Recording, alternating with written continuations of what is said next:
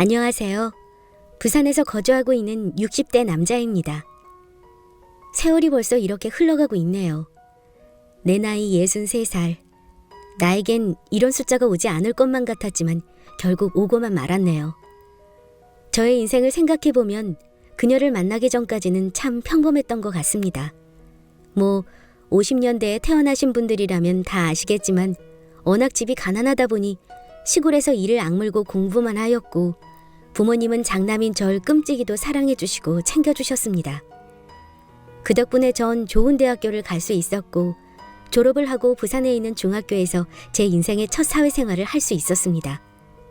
아이들을 가리키는 거는 어릴 적부터 저의 꿈이었기에 누구보다 최선을 다해서 글자 하나라도 더 알려주려고 공부를 많이 하고 연구도 많이 했습니다. 전 그걸 배운 학생들이 성적이 오르거나 좋은 학교를 갈 때면 아이들만큼 기분이 좋아 이래서 선생이라는 직업을 하는구나 라는 생각을 많이 했었죠. 그렇게 전 교직 생활을 하면서 뿌듯함과 자부심을 가지고 살아가기 시작했습니다. 그때 저를 눈여겨보신 학교 교감 선생님께서 어느 날 절 조용히 부르더니 따님과 한번 선을 봐보는 게 어떠냐고 물어보시더라고요. 교감 선생님은 평소에도 선생님들에게 존경을 받아오셨고 인자하시고 성품이 좋으셔서 배울 점이 많으신 분이라고 생각했는데 그런 그분이 감히 당신 딸을 소개시켜 주신다니 어안이 벙벙할 수밖에 없었습니다. 하지만 같은 학교에 근무하시는 높은 분이셨고 제가 혹시라도 따님 만나면서 실수라도 해서 교감 선생님 귀에 들어갈까봐 처음에는 정중하게 거절을 하였습니다. 그러나 교감 선생님은 김 선생, 무슨 뜻인 줄 아네? 당연히 내가 이 학교 교감으로 있는데 부담스럽겠지. 허나 내가 24살짜리 딸아이가 하나 있는데 꼭 김 선생을 소개시켜주고 싶어서 그러네. 내가 그동안에 지켜봤던 김 선생은 충분히 그럴 자격이 있고 내가 욕심이 나서 그러네. 한번 만나나 주면 안 될까? 이렇게 말씀하시는데 더 이상 거절할 수도 없었습니다. 어쩔 수 없이 전 한번 만나나 보자는 생각으로 따님과 다방에서 선을 보게 되었습니다. 처음에는 솔직히 기대도 하지 않았고 인연이 아니라면 좋은 오빠 동생 사이라도 지내야겠다는 마음으로 나갔습니다. 허나 다방문을 열고 들어오는 그녀의 모습은 제 눈이 커질 정도로 굉장한 미인이었습니다. 쌍꺼풀 눈에 진한 눈썹, 피부는 왜 그렇게 하얀지 입이 다물어질 정도로 너무나 이쁘더군요. 안녕하세요. 김정현 씨 맞으신가요? 저 서춘이라고 합니다. 그녀의 말에 전 의자에 앉으라고 하고선 저의 첫 마디는 여기 나와주셔서 감사합니다 였습니다. 그걸 듣고선 살며시 미소를 지어주더군요. 그렇게 우리는 그 자리에서 서로에 대해 알아가기 위해 3시간 동안이나 이야기를 하였습니다. 이래서 집안의 예절 교육이 중요하구나 라는 생각이 들더군요. 그렇게 우리는 무척이나 짧게 느껴졌던 그녀와의 첫 만남은 다음을 기약하며 설레임을 남긴 채 헤어지고 집으로 돌아오게 되었습니다. 그때 그 시절에는 우리가 사용하는 휴대폰이나 메일 같은 게 흔히 볼 수 없는 시절이라서 바로 연락을 할 수 없었기에 답답하기도 하고 저에 대해 어떤 마음을 갖고 있는지 참으로 궁금하더군요. 그리고 이틀 뒤 학교로 출근하니 교감 선생님께서 저를 찾으시더니 오늘 끝나고 막걸리나 한잔하자고 말을 하였습니다. 전 속으로 갑자기 술? 춘희 씨가 날 마음에 안 들어해서 내 기분 풀어주시려고 술을 사주시려는 걸까? 온갖 잡생각이 들더군요. 그날은 제가 수업을 어떻게 하고 있나 싶을 정도로 내 머릿속엔 온통 그 생각뿐이었습니다. 그렇게 전 일을 마치고 교감 선생님이 잘 가시는 대포집으로 이동을 하였습니다. 대포집으로 가면서도 혹시라도 춘희 씨가 저희 첫인상이 안 좋았다면 용기를 내어 다시 한번 기회를 달라고 말하려는 참이었죠. 그런데 대포집의 문을 여는 순간 전 깜짝 놀라고 말았습니다. 그 자리에는 교감 선생님 옆에서 제가 들어오는 모습을 보고 있는 춘희 씨가 있었습니다. 환하게 웃어주며 정현 씨, 제가 괜한 자리에 온 거 아니죠? 아빠한테 졸라서 이 자리 마련 좀 해달라고 사실은 내가 부탁했어요. 그리고 깜짝 놀래키려고 아빠한테는 비밀로 해달라고 신신당부했고요. 부담스럽지 않으시다면 저도 껴도 되죠? 그녀의 말에 전 당연하죠. 저도 얼마나 춘희 씨 생각이 많이 났는데요. 헉, 저도 모르게 저의 마음을 고백하고 말았습니다. 춘희 씨는 웃으며 그런가요? 하면서 반갑게 맞이해 주었습니다. 그렇게 우리는 술을 한 잔씩 들이키면서 서로에 대해 더욱더 가까워졌고, 옆에서 우리를 지켜보던 교감 선생님은 춘희 씨에게 저를 칭찬해 주시면서 김 선생 같은 사람 요즘에 찾아보기 힘들다면서 저를 적극 밀어주셨습니다. 그러시면서 우리 아이가 엄마가 일찍 하늘나라로 가서 엄마에 대한 사랑도 못 받고 힘들게 자라왔는데 이렇게 훌륭하게 자라줘서 감사하다는 말도 하셨습니다. 춘희 씨는 엄마 얘기가 나오니 그 밝은 모습은 어디 가고 그때 처음으로 눈시울을 적시더군요. 마침 제게 손수건이 있어서 제 손수건을 주며 돌아가신 어머니도 춘희 씨 이렇게 이쁘게 잘 자라줘서 고마워할 거예요. 그러니 이제 좋은 일만 생길 거니 걱정 말아요. 하고 다독여 주었습니다. 그렇게 우리는 저 교감 선생님 춘희 씨까지 얼굴이 빨개지도록 마셔댔습니다. 그날 이후 우리는 공식 연인이 되었고, 교감 선생님이 외박을 허락할 정도로 저와 춘희 씨는 하루도 빠짐없이 사랑을 키워나갔습니다. 그리고 6개월 뒤 춘희 씨, 아니 이제 아내라고 하겠습니다. 아내는 임신을 하게 되었습니다. 임신 소식을 듣고 너무 기쁘더군요. 배를 만지며 저에게 조심스레 말하는 아내를 보고 앞으로 내가 더 열심히 살아서 우리 아이 잘 키우겠다고 손을 잡아주었습니다. 하지만 그리 말하면서도 전 걱정이 많이 들더군요. 그때 당시에 공무원 월급이 많지 않은 터라 우리 세 식구 지낼 만한 집을 구하기에는 턱없이 돈이 모자라서 고민을 하였습니다. 부모님께 말씀을 드려볼까도 했지만 힘들게 동생들 키우고 계신다는 걸 알기에 부담 주기 싫어 말씀드리지 못하였고, 지금까지 절 이렇게 키워주신 것만으로도 감사한데 부담을 주기 싫었습니다. 그렇게 저희에게 단비처럼 손을 내미신 분이 계셨습니다. 바로 교감 선생님, 춘희 씨 아버님이시죠. 어느 날 저를 부르시더니 김 선생, 이 돈이면 좋은 집은 구하지 못하더라도 새 식구 살 정도의 집은 구할 수 있을 거네. 안 그래도 춘희 시집 갈 때 보태려고 모아둔 돈이야. 그러니 부담 갖지 말고 받아주게나. 그 대신 우리 딸 고생시키면 홍군형 내줄 거네. 이러시며 목돈을 주셨습니다.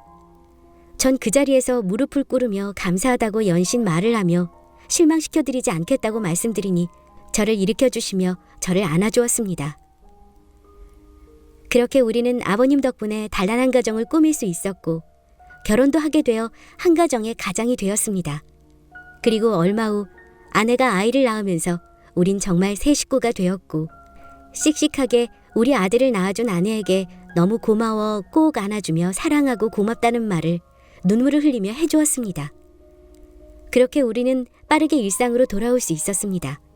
전 되도록 특별한 일이 없는 이상 어디 안 나가고 가정에 충실하려고 노력을 하였고, 아내도 그런 저를 옆에서 내가 부족한 게 있으면 그럴 때마다 옆에서 챙겨주며 내조를 잘해주었고, 우리의 가정생활은 참으로 행복하고 남부러울 게 없었습니다. 아이도 아내가 정성스레 돌봐준 덕분에 어디 아픈 데 없이 건강하게 잘 자라주어서 너무나 고맙더군요. 그렇게 우리 가정은 단란하고 좋은 일만 있을 줄만 알았습니다. 하지만 우리 아들이 7살이 될 무렵에 비극이 일어나기 시작하였습니다. 아내가 길을 걷다 교통사고를 당했다는 소식을 수업 도중에 들을 수 있었습니다. 김 선생님, 빨리 병원에 가보셔야 될 것 같습니다. 사모님이 교통사고를 당해 지금 수술실에 들어갔다고 연락을 받았습니다.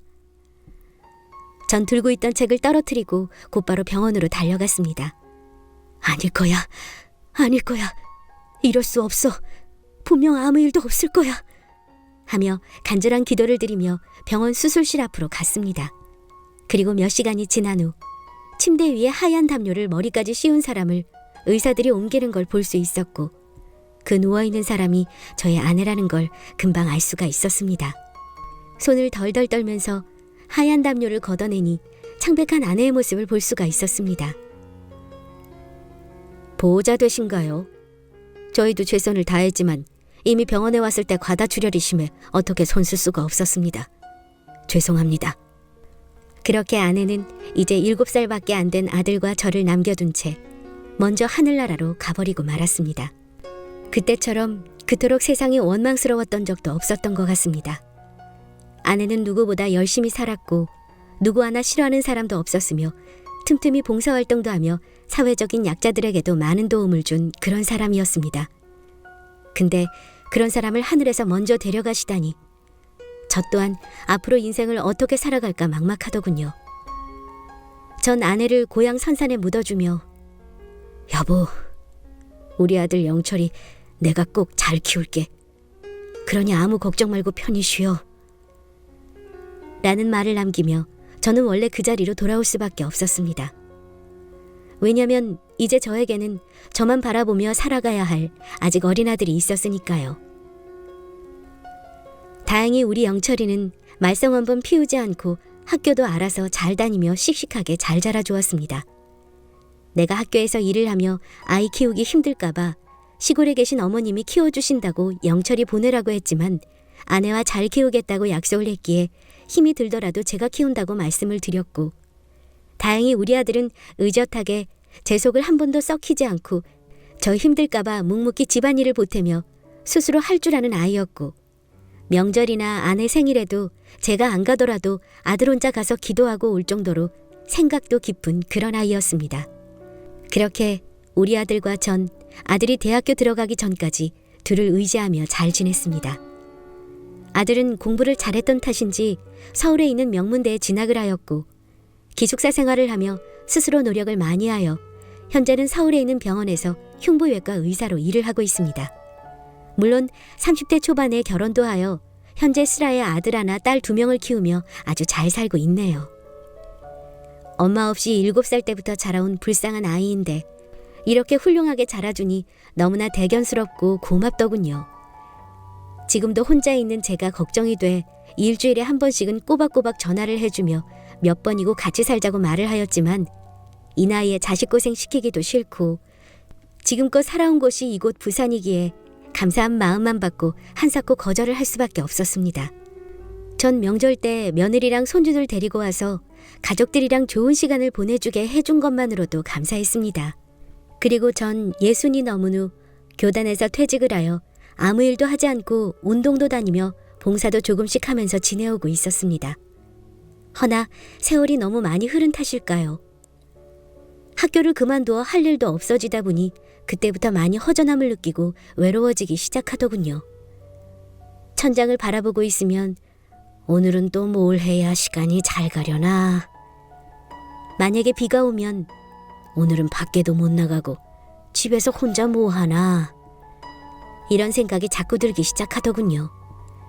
나이가 60이 넘어지면서 점점 사람이 무뎌지고 외로움을 많이 느끼는 저를 볼 수가 있었습니다. 그리고 어느 날 친구랑 술을 한잔 먹으면서 저에 대한 이야기를 꺼냈습니다. 요즘 너무 사는 게 사는 것 같지도 않고 너무 외롭다고 말을 하였습니다. 그러자 친구는 대뜸 정연아, 이제 니도 네 인생 살아. 언제까지 혼자 살 건데? 네 아들도 서울에서 가정 꾸미고 잘 살고 있는데 너도 네 인생 살아야지. 지금 100세 시대인 거 몰라? 네가 뭐가 부족하냐? 신체 건강하지, 아파트 있지. 지금이라도 인생 다시 시작해. 전 친구의 말에 귀가 솔깃해지더군요. 생각해보니 30 초반에 아내를 먼저 보내고 아들 장가 보내다 보니 누군가를 만나고 싶다는 생각을 안 해본 것은 아니었어요. 단지 아내에 대한 미안함과 용기가 나지 않았을 뿐. 그래도 저 혼자 결정하는 것보다 아들이 허락을 해줘야 된다는 생각에 전화를 걸었습니다. 영철아, 아빠인데 아빠도 인생 다시 한번 시작해보는 게 어떻겠니? 집에 혼자 일이 있으니 사는 것 같지가 않구나. 허나 네가 원하지 않으면 며느리 보는 것도 창피하니 그냥 혼자 살겠다. 그러자 아들은 생각지도 못한 말을 해주더군요. 아빠, 저도 아빠한테 해주고 싶은 말이었어요. 아빠, 저는 적극 찬성이에요. 우리 애엄마도 기뻐할 거고요. 아빠도 그동안 고생하셨으니 이제라도 좋은 사람 만나서 행복하게 사셔야죠. 생각 잘하셨어요. 전 아들이 싫어할까 걱정했는데 그리 말해주니 너무나 고맙더군요. 그리고 나서 며칠 뒤 아들이 결혼 중개업체에 직접 방문하여 회원가입을 하고 제 프로필을 작성해서 그때부터 거기에서 소개해준 여자들을 한 번씩 보기 시작했습니다. 결혼 중개업체도 회원제가 각기 다르다고 하더군요. 아들이 제일로 비싼 회원제를 끊어준 덕분에 한 달에 3번 정도는 소개를 받을 수 있었습니다. 그런데 제가 너무 눈이 높은 걸까요? 아니면 까탈스러운 걸까요? 소개해준 여자들마다 제 눈에 차지 않았습니다. 직업도 다양하더군요. 보통 저보다 연하인 50대 분들을 소개받았는데 청소하신 분들, 식당 하신 분들, 장사하신 분들, 심지어 건물주이신 분들도 나오시더군요. 여기까지 나와주신 건 감사했지만 한 명도 말이 통하거나 제 마음에 들어오신 분들은 찾기 힘들었습니다. 내가 처음으로 선을 보았던 우리 영철이 엄마, 제 아내의 첫 만났을 때 그 모습을 너무 머릿속에 박혀 있었던 것일까요? 소개받는 것도 이제 지치고 귀찮다는 생각이 들기 시작하더군요. 그렇게 점점 일이 소개받는 것도 실증이 날 무렵에 거의 마지막이라 생각하고 눈 감고 딱 한 번 더 보자는 마음으로 약속을 잡고 나갔는데 지금껏 보지 못했던 여인을 보게 되었습니다. 단발머리에 피부도 고우셨고 지금껏 보지 못했던 왠지 편안함을 느낄 수 있었고 무엇보다 말 한마디 한마디가 촌스럽지 않고 교양이 묻어있는 사람으로 보여 제 눈에 들어오기 시작하더군요. 그 여인은 부산에 있는 병원에서 일을 하고 있다고 말을 하였고 저보다 7살이 어리더군요. 그분도 일찍 남편을 여의고 힘들게 자식들 키우느라 고생을 많이 하였다고 하였습니다. 본인도 자식들 다 장가 시집가고 혼자 지내다 보니 외로움을 많이 느껴서 직접 결혼중개 업체에 가입을 하였다고 하였습니다. 우리는 처음 보는 거였지만 몇 번을 본 것처럼 대화도 잘 통하였고 지금까지 소개팅에서 본 여자들하고는 느낌 자체가 달랐습니다. 그렇게 만남을 거듭할수록 서로에 대한 마음을 열 수 있었고 이걸 황혼연애라고 하나요? 이 나이에 사귄다는 말도 나쁘끄럽네요. 우린 교제를 하기 시작하였습니다. 그분은 절 오빠라고 불렀고 전 이 여사라고 불렀습니다. 이 여사와는 40분 거리에 살았는데도 반찬거리라든지 만들어 잔뜩 갖다 주기도 하였고 같이 공원이나 광안리 바다 해변을 걸으며 사진도 찍고 팔짱도 끼며 이 늦은 나이에도 데이트다운 데이트를 하며 서로에게 더 다가갔습니다. 그리고 어느 날 우리는 광안리 횟집에 가서 회에 술을 먹게 되었습니다. 평소에 전 회보다는 육류를 좋아했기에 다른 곳을 알아볼까 했지만 이 여사가 회를 좋아한다고 하길래 그곳에 자리를 잡고 술을 먹게 되었죠. 우리는 자식들 커가는 얘기도 하고 이 여사 일하는 병원 얘기 등등 얘기하며 그걸 안주 삼아 한 잔씩 먹는다는 게 둘이 4병을 먹었더군요. 취기도 오르고 그때가 우리가 만남을 해온 지 2주 정도 됐을 때였습니다. 제 기억으로는. 그날따라 어린애 마냥 그 여자와 헤어지기 싫더군요. 그냥 하룻밤을 같이 보내고 싶었습니다. 근데 술 기운을 빌려 자신 있게 말하고 싶었지만 같이 하룻밤을 보내고 싶다고 말이 안 나오더군요. 전 계속 이 여사 오늘 아니에요. 그러다 또 이 여사 오늘 같이 그런 말을 자꾸 하다가 말을 못하자 이 여사가 얼마나 답답했으면 먼저 같이 보내자고 하더라고요. 창피하기도 하고 30년 전 아내와 잠자리를 해보고 그 이후에 한 번도 다른 여자랑 잠자리를 해보지 않은 터라 벌써부터 심장이 떨려오기 시작하더군요. 그런 모습이 귀여워 보였는지 저를 일으켜 세우더니 어서 가자고 하더군요. 그렇게 우리는 모텔로 이동하게 되었습니다. 전 먼저 씻는다고 말하고 가운을 입고 씻고 나온 다음 침대에서 누워서 기다리고 있었는데 여자들은 왜 이리 씻는데 그리 오래 걸리는지 참 기다리는 시간이 길게만 느껴지더군요. 그런데 이 여사가 화장실로 들어가면서부터 자꾸 진동소리가 울리기 시작하였습니다. 몇 번은 그러다 말겠지 하고 신경 쓰지 않았는데 이 늦은 시간에 이렇게 전화 온 걸 보니 무슨 급한 일이 있어서 전화했는가 싶어 이 여사 전화기를 들고 가져다 주려는 찰나에 문자가 한 통 오더군요. 아직도 잊을 수가 없네요. 당신 왜 전화 안 받아? 어디야? 좋은 말로 할 때 어서 받아. 사람 미치는 꼴 보고 싶지 않으면. 뭐지 이 시간에? 왜 이런 문자를 보내지? 이리 생각했지만 그 이유는 바로 알 수 있었습니다. 허락 없이 남의 휴대폰 보는 것도 예의가 아니었지만 이 여자가 다른 남자가 있는데 나를 만나고 있는 것 같아 볼 수밖에 없더군요. 그리고 그 남자와 주고받은 문자를 보니 가관이더군요. 보니 이 여자는 결혼 중개업체에서 소개받고 교제하는 사람이 한 명 더 있었던 겁니다. 그 남자와는 훨씬 오래전에 만나 왔던 걸로 보였고 심지어는 어젯밤에도 이 남자와 같이 있었던 걸로 보였습니다. 생각해보니 이제야 이상한 행동들이 떠올랐습니다. 저와 있을 때도 전화 오면 전화를 받지 않거나 저기 멀리 떨어져서 통화하고는 한참 뒤에야 오곤 했었고 밤 9시가 넘으면 자기는 원래 일찍 잔다면서 먼저 잔다고 하곤 그 뒤로 연락이 되지 않았습니다. 하나씩 퍼즐이 맞아가기 시작했습니다. 그리고 10분이 지났을까요? 그 사람은 씻고 나오더니 무슨 자신감인지 가운만 입고 웃으며 나오더라고요. 전 그 웃음이 어떻게 전화에 되도록 양다리를 걸치며 저런 천박한 웃음을 지을 수 있지라는 생각밖에 안 들더군요. 전 그 모습을 보고 그 여자의 휴대폰을 들고 어떤 남자가 계속 전화 오던데 혹시 나한테 숨기는 거 없어요? 그러자 그 여자는 화들짝 놀라면서 자신의 휴대폰을 사수하려고 무지 애를 쓰더군요. 잘 알지 못하는 사람인데 자꾸 연락 온다면서요. 그리고 전 또 한 번 충격을 받고 말았습니다. 그녀의 몸에는 가슴과 엉덩이에 큰 문신이 있더군요. 요즘 젊은 사람들이야 타투라든지 문신을 개성을 살려 많이들 한다고 하지만 나이 60이 다 되어가는 여자가 문신을 하고 있으니 있는 정도 다 떨어졌고 옷을 입고 가려고 하니 본인 얘기 조금만 들어주면 안 되냐고 못 나가게 문 앞을 막고 내 옷을 붙잡고 난리가 아니었지만 전 당신이 이런 여자인 줄 몰랐다면서 뿌리치고 도망 나와버렸습니다.